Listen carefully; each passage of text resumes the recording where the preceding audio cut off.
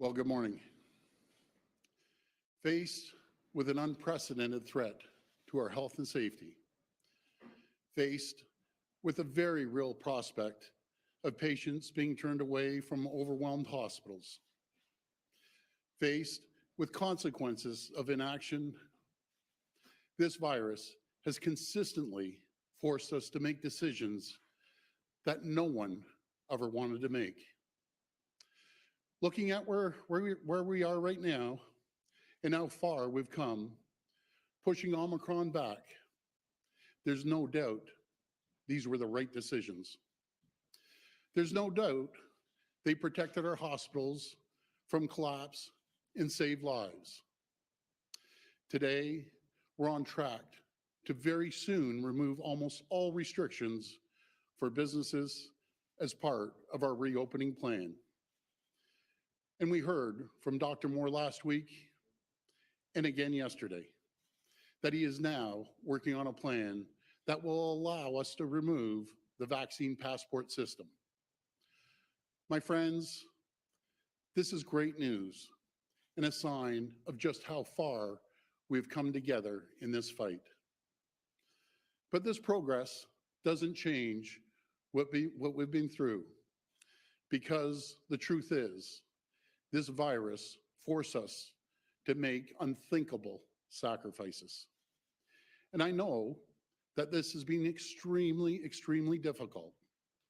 Watching businesses close, livelihoods lost, freedoms restricted. None of this has been easy. People are frustrated, they're scared, they're angry. And I know these frustrations have reached a boiling point for many Canadians.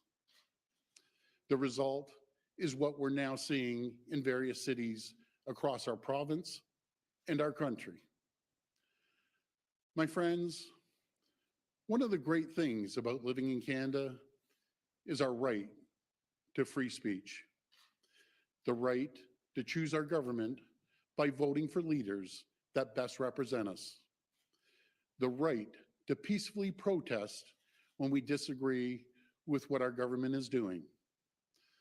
But like all rights, these are not without reasonable limits.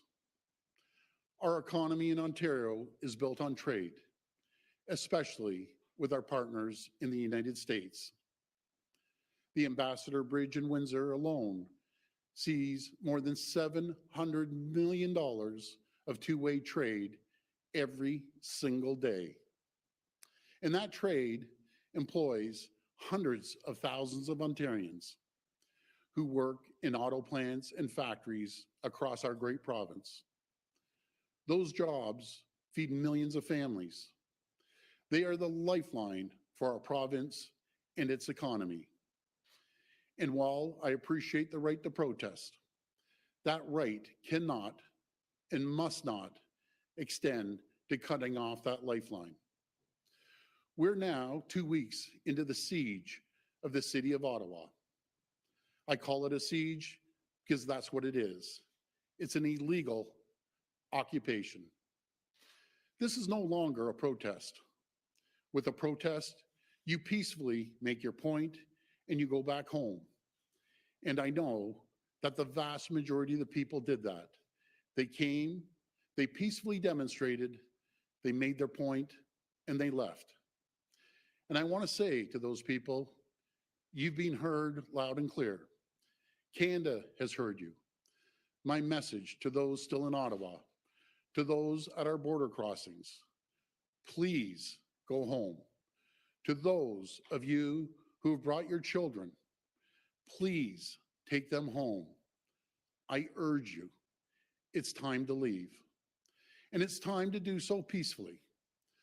But to the very small groups who have chosen to take a different path, to those who have chosen to take a city of 1 million people hostage for the past 2 weeks, to those who've attempted to disrupt our way of life by targeting our lifeline for food, fuel, and goods across our borders, to those trying to force a political agenda through disruption, intimidation, and chaos.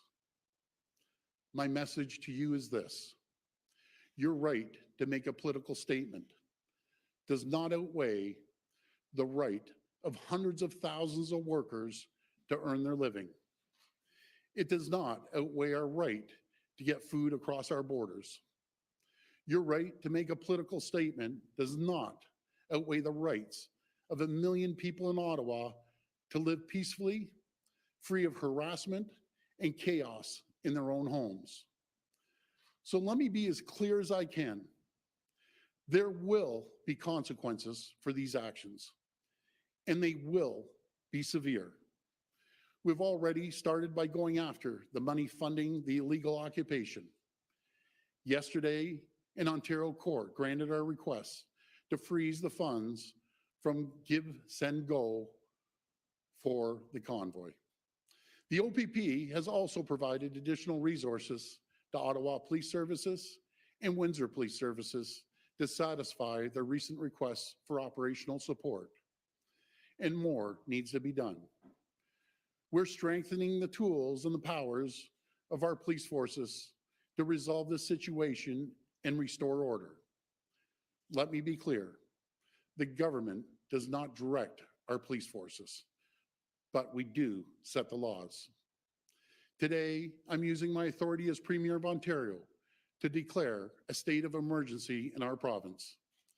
And I will convene Cabinet to use legal authorities to urgently enact orders that will make crystal clear it is illegal and punishable to block and impede the movement of goods, people, and services along critical infrastructure. This will include protecting international border crossings, 400 series highways, airports, ports, bridges, and railways. It will also include protecting the safe and essential movement of ambulatory and medical services, public transit, municipal and provincial roadways, as well as pedestrian walkways. Fines for noncompliance will be severe, with a maximum penalty of $100,000 and up to a year imprisonment. We will also provide additional authority to consider taking away the personal and commercial licenses of anyone who doesn't comply with these orders. This will not impede the rights of Ontarians to peacefully protest. It will provide additional tools to help stop the illegal occupation of Ottawa and the Ambassador Bridge in Windsor. While these emergency orders will be temporary, we have every intention to bring new legislation forward that will make these measures permanent in law. We're taking these steps necessary to support our police as they do what it takes to restore law and order. And please, my friends, make no mistake, this is a pivotal moment for our nation. The eyes of the world are upon us right now, and what they are seeing is not who we are. It's not what Canada is about. This is not how we try to change things here in Canada. We do it through the ballot box because we are Canadian and we are better than that.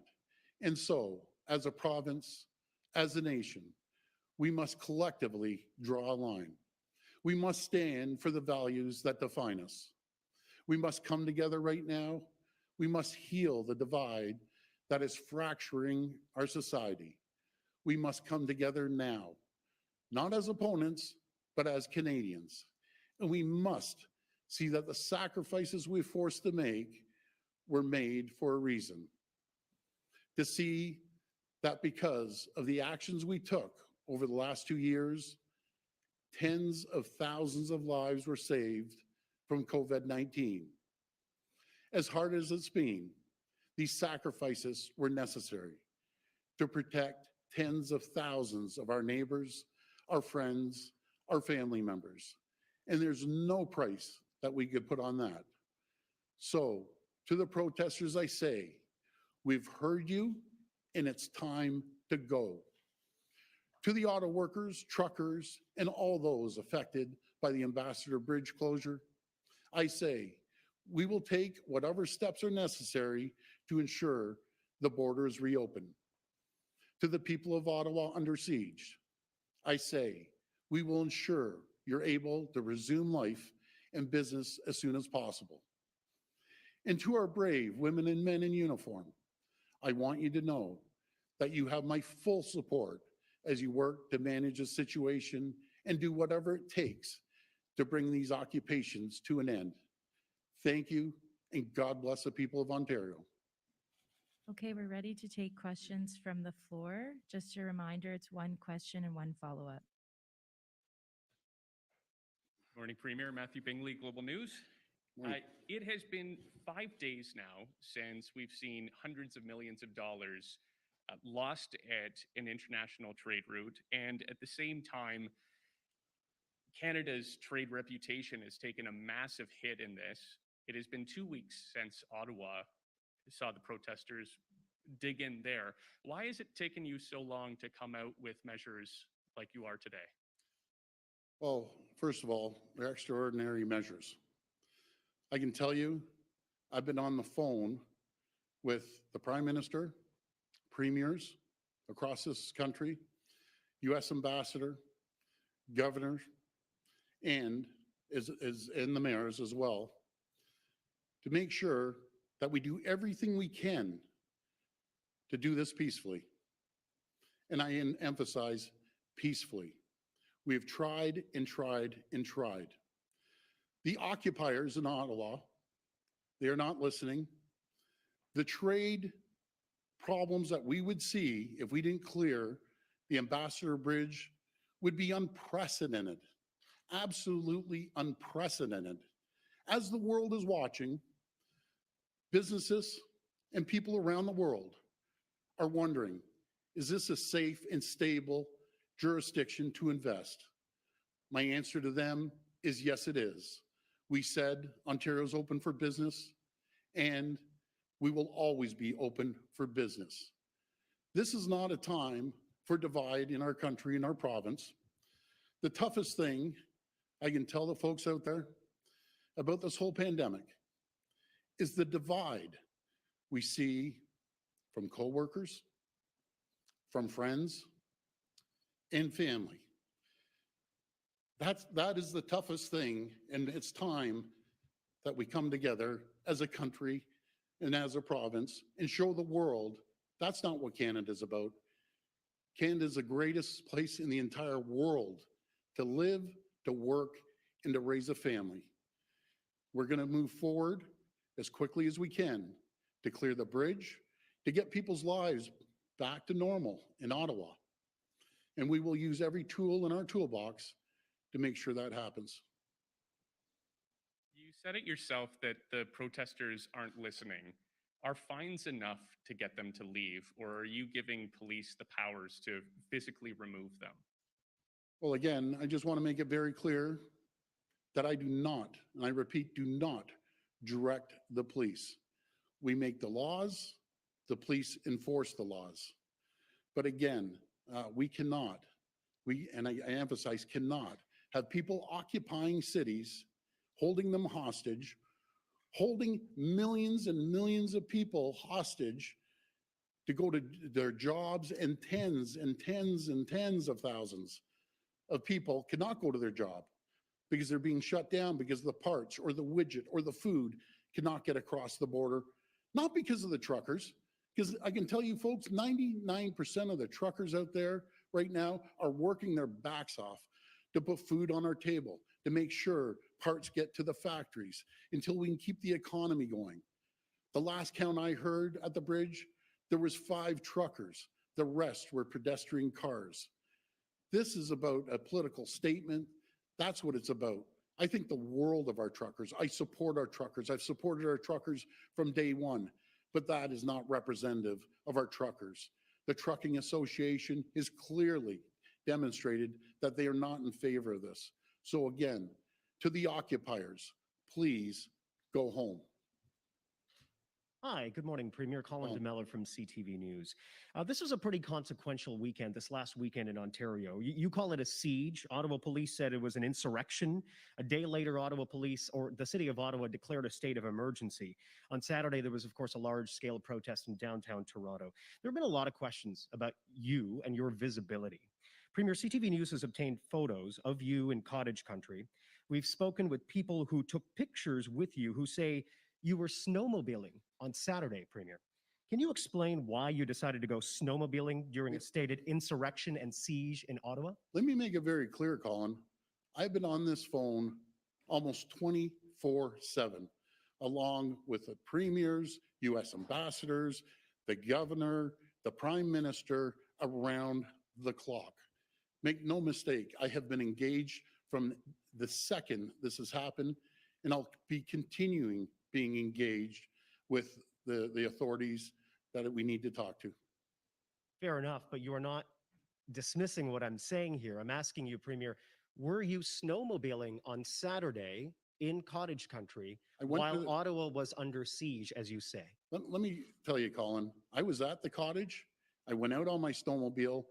I take calls till 1 o'clock in the morning. I get calls before 6 o'clock in the morning, and I will not stop until we get this taken care of. And I will continue to make sure we're engaged in every single area of our responsibility. Premier Richard Southern with City News. How you doing, Richard? Good. You mentioned the end of the Vax Pass today. There's a video floating online of you being a bit more specific to that on that. Can you tell us today, sir, when this vaccine certificate program is ending? Well, we're going to take the advice, which I have right from day one from Dr. Moore. And I've always made sure our decisions are based on health and on science. And we put this plan together well before this protest started. And it's been a plan that we've been working on for months. We're waiting for recommendations from Dr. Moore. I think we all heard very clearly last week and this week that Dr. Moore wants to move forward with these measures. And once we take that recommendation, we'll bring it to cabinet and we'll make the decision. But Premier, there's a video saying, purportedly of you saying, I'm going to pull the Vax Pass. And that's it sounds like you made up your mind, sir. Can you just tell us what that decision is? You know something? It's based on what Dr. Moore said the previous week and what Dr. Moore said yesterday. I can be very clear, Richard, that I will never, ever negotiate that people that break the law, that people that are in there illegally and occupying cities. I base it on health. I base it on science. Dr. Moore has clearly said it's time to move forward. I look forward to Dr. Moore's measures and recommendations, and we'll continue to work with Dr. Moore to reopen safely and cautiously. Hi, Premier. Charlie Pinkerton from iPolitics. How long will it be, can you clarify, until these new orders are put in place? And when should protesters be facing fines, the jail time that you've announced today? Well, I'll pass it to our Solicitor General, but again, I'll repeat what I just said. I'll wait for the recommendations, what Dr. Moore brings to our cabinet. We'll make the decisions based on that, and I'll pass the next question over to the Solicitor General. Thank you. So as the Premier mentioned, the initial declaration will be for 42 hours. The Cabinet will be meeting tomorrow to go over further amendments. And I think that you will see in the spring legislative session that we're going to start to deal with some of these safety problems that are causing people to be on public highways, on public roads, putting themselves and the community in danger. It speaks to there is a wide difference between a demonstration that people make their point and go home, and people put their lives, their family lives, and communities at risk. That's unfortunately what we are now seeing in Windsor and of course in Ottawa for the last number of days, over a week. We want to make sure that people can safely go to work, access their homes, access their businesses. And unfortunately, in Ottawa and Windsor. That is not happening right now. So we are doing that with this declaration. Thank you. Okay, and my other question is just, police have had a very difficult time trying to disperse these protesters. Obviously, that's why we're here today. What if this doesn't work? What next do you have as a tool to try to resolve this situation, and when will you escalate things? Well, first of all, I always have, I'll always support our police, and I have confidence in our OPP, our RCMP, and local municipal police. And I'm sure they'll get the job done. Hi, Premier. Andy Takagi with QP Briefing. I just wanted to ask you, there were reports yesterday that a quarter of the trucks still remaining in Ottawa had children among them, and that's why there was difficulty removing the trucks from downtown Ottawa. I was wondering, is there any action being considered against the parents of children that still remain in the convoy, and do you have any message to the parents and children remaining? As I said in my comments earlier, I urge you, please take your kids home. Please get your kids home. The place for a protest occupation is not a place for children. So I urge you, take your kids home. And my next question is, Ontario turned down a third trilateral meeting with the federal government and the city of Ottawa. Why not take, leadership in addressing these protests, and why wait until you're being asked to act before sending in the OPP? Well, first of all, we've been acting from the second this has happened. When the regions, be it Ottawa, asked for support from our OPP, they ended up getting support. I'll tell you what people don't want. People don't want another table, a bunch of politicians sitting there talking. People want to see action, and that's what we're taking. We're taking decisive action to make sure we end the occupation and we get the goods on the Ambassador Bridge traveling back and forth freely without anyone impeding their transportation. This is critical to our economy, and I'll tell you, it's not going to be tolerated. In saying that, I want everyone to work together. I want this to be peaceful, and we need to make sure that we get the goods to the facilities. Folks, I got to stress to you, we're in a critical situation worldwide economically. We have competitors breathing down our back on a daily basis. We're competing against our neighbors south of the border. We're competing against the rest of the world. And the last thing we need is an anchor around our neck when we're competing. These people need to make sure they leave the Ambassador Bridge immediately for the sake of hundreds of thousands of workers, millions of families that depend on a paycheck going into these factories, going into these auto plants, making sure food gets distributed up here. That's what this is all about. I want to thank you, and God bless the people of Ontario. Thanks, you. everyone.